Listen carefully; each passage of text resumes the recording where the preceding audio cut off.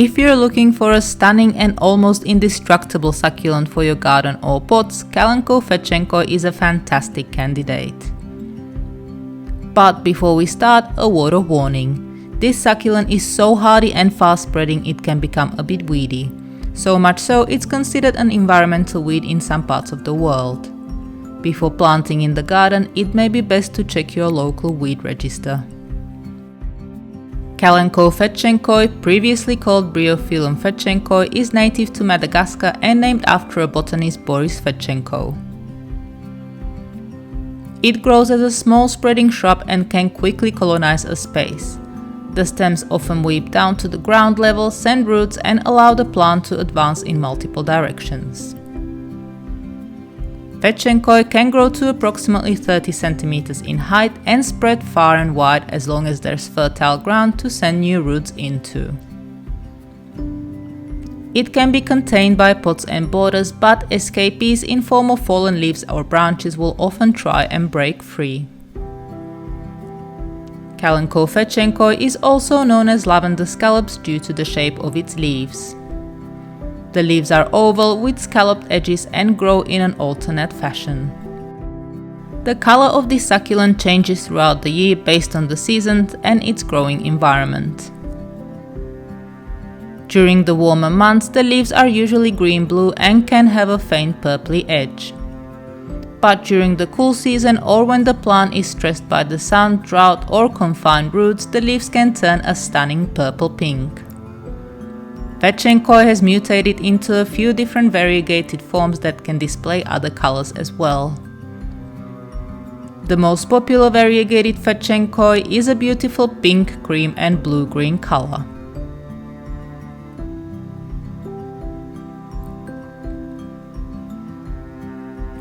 Kalanchoe Fedchenkoi is a sun lover and will need a certain amount of sunlight to grow well. It will tolerate shade and filtered light outdoors but may grow stretched out and with minimal color as a result.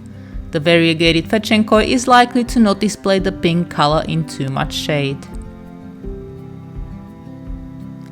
It's not a good indoor plant and will likely start to struggle in a month or so as it's simply not bright enough in an average house for this succulent. Fedchenkoi will try and stretch towards the light and its leaves will grow thinner, droopy and more spaced out. Outdoors, this succulent can grow in pots as well as frost-free gardens. In the garden, it should be planted where water doesn't pool after rain. Raised gardens or slopes are ideal. When growing in pots, it may need a larger pot or frequent repotting due to the fast spread. It can become root-bound fast, developing aerial roots. The best potting medium for succulents in pots is a good quality succulent potting mix. However, Fedchenkoi will tolerate and grow fairly well in a wide range of potting media. The high tolerance of various and poor potting media is one of the reasons for its weedy growth. While Fedchenkoi will grow in most soil types in the garden, it will perform particularly well if the soil is broken up and mixed with any type of potting mix. Another reason why this plant is so successful is its drought and rain tolerance. It can survive for months on end without any water whatsoever. But it will also happily grow during frequent rain and high humidity. Unlike some other succulents that are highly susceptible to fungal disease such as rot, black spots or rust during rain, Fedchenkoi is not often a host. If this plant is grown in pots, it will benefit from regular watering. A good rule is to water when the potting mix has dried up. In the garden, watering is often not required at all, though during droughts, a good drink every now and again will prevent leaf loss from stress. Temperature-wise, Fedchenkoi grows best in frost-free parts of the world, but should cope during light frosts. When exposed to frost for longer periods, it can suffer frost burns. If snow and frost is normal during winter in your climate, it may be best to bring this succulent indoors for the duration. Fedchenkoi will tolerate heat and direct sun during heat waves. It may suffer sunburns, especially when in pots, but it is unlikely the plant will die.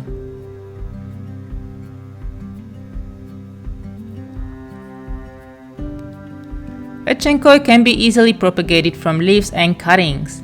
It should also grow from seed, but this propagation method can be unreliable and a bit pointless as this plant is very prolific. Seeds take a very long time to become a fully grown plant. Leaf propagation is incredibly easy and you don't have to do anything special for it to work. Even broken leaves will produce new plantlets. That said, I would not recommend propagating the variegated Fetchenkoi this way though, as most variegated leaves produce albino leaf babies that tend not to survive due to lack of chlorophyll. The same goes for fully albino branches. They will grow when they are part of a plant with some green leaves, but if you tried cutting them off to just propagate the cream color, they will almost certainly die. Cuttings should be left to dry for at least a day so the wound heals. Then they can be planted in pots or straight in the garden.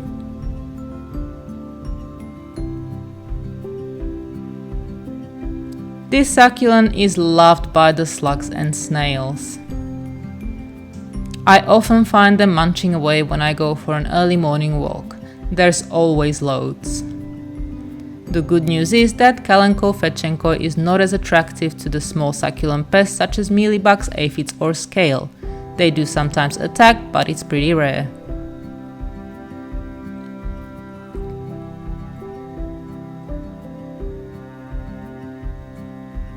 The flowers on this succulent are gorgeous.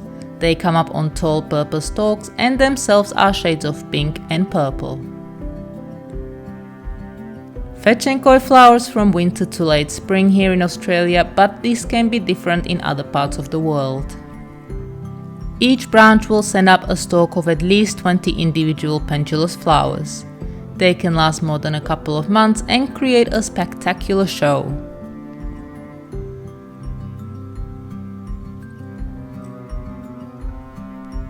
I've got some rather bad news when it comes to this succulent and toxicity. Pretty much all Kalanchoe are toxic and not suitable if you have pets that like to taste test plants or curious little humans. Some sources say that humans are not really affected by Kalanchoe toxins, but it's better to be on the safe side. The toxins are said to be concentrated heavily in the flowers, but all parts of the succulent are somewhat poisonous. When ingested, the symptoms are usually drooling, vomiting, diarrhea and weakness.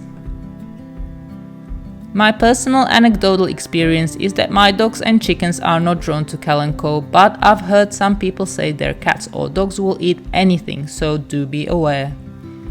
And on that note, it's time to end. I hope this video was useful, and if you'd like to add something to this video or ask a question, you can do so in the comments below.